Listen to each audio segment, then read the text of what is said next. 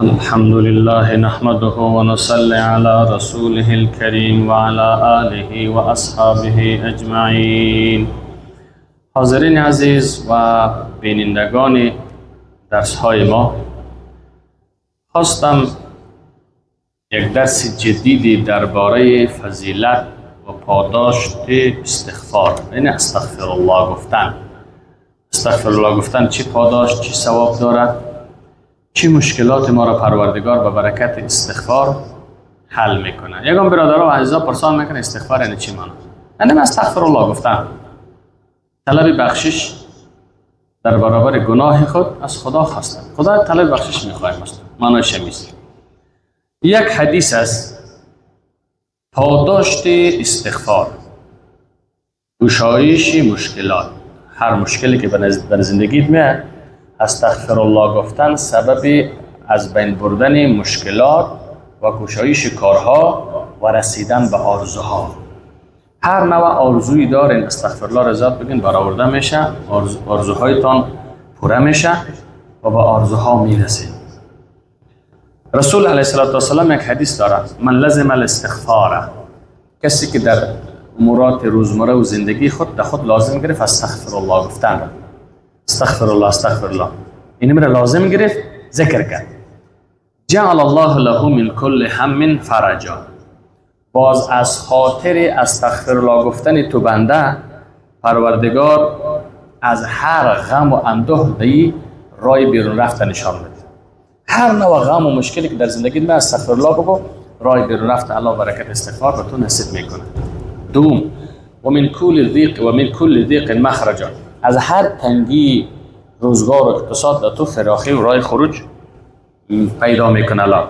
و رزقه من حیث لا یحتسب، و ایتو پیسه و رزق و نان و روزی برات الله میده که هیچ از اونجا گمان نمیکرد.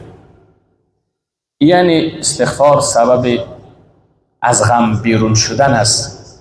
استغفر الله سبب از تنگینا و تنگی های زندگی به فراخی آمدن است. استغفر الله سبب فراخی و زیادی و اضافه در رزق است. رزقتان زیاد میشه، اقتصادتان خوب میشه، تجارتتان رونق پیدا میکنه.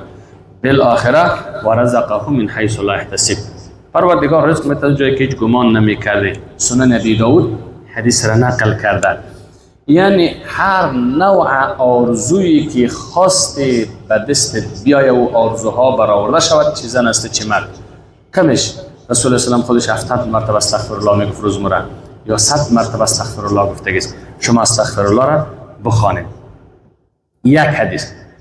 دوم حدیث استغفر الله گفتن، استغفر الله استغفر الله استغفر الله من ذکر کرده برید، سبب نزول نعمت ها میشه. هر کس استغفر الله بگه، نعمت های الله در زندگیش پیدا میشه. بخیر قرآن میگه قل تستغفروا ربکم انه کان غفارا، استغفر الله بگید خدا بخشنده است، گناهتان میبخشه. و شما باران های پی هم الله میده و الله مال تزیاد میکنه، الله اولاد تزیاد. مال نعمت الله هست، فضل الله هست. باران فضل الله هست، زیادت مال فضل الله است، اولاد فضل الله است. همه ازیر پروردگار برکت استغفر الله نصیبتان میگردانه. این چند حدیث شد؟ این دو حدیث. ما سیوم حدیث هم به شما میفرمایم که در اینجا همون دعای استغفر الله سید الاستغفار است. این استغفار الله را بخوانید، ثوابش بیشترتر، تأثیراتش بیشتر است. استغفر الله الذي لا اله الا هو الحي القيوم واتوب الیه. استغفر الله الذي لا اله الا هو الحي القيوم واتوب الیه. اینمی استغفر الله را بخوانید. یا استغفر الله العظیم الذي لا اله الا هو الحي القيوم واتوب الیه. این رقم اومده است روایت. اینمی را ذکر بکنید. حتی مجاهدی مسلمانی که از سنگر جهاد روی دو فرار کنه یوم زحف میگن، الله همون مجاهدی که روی از سنگر جهاد هم دو داده امیر اگر بخوان امور هم الله میبخشه. وگرنه کسی که ناامیس اسلام را، مرز اسلام را، جهاد و سنگر و نبرد برگازه و بمانه و بگذاره و فرار کنه، قابل بخشش نیست. مجاهد باز هم امور رقم یک گناه اگر کرده باشی چی میگه؟ و این کان فر من الزحف یا من الزحف، اگرچه که فرار از سنگر هم کرده باشه الله چی میکنه؟ میبخشه. این چند حدیث؟ 3 حدیث شد والا. چهارم یک حدیث است: طوبى لمن وجد فی صحیفته استغفارا کثیرا. خوشحالی باد، مژده باد، نوید باد، شهبازی باد برای فرد از انسان و مسلمانی که در اعمال نامش استغفرالله زیاد درد شده باشه. مثلا ما از در برنامه نوشتاری داریم، ریاضی رو نوشته کردیم، انگلیسی رو نوشته کردیم، بیولوژی رو نوشته کردیم، فیزیک نوشته کردیم، مضمونا مثلا.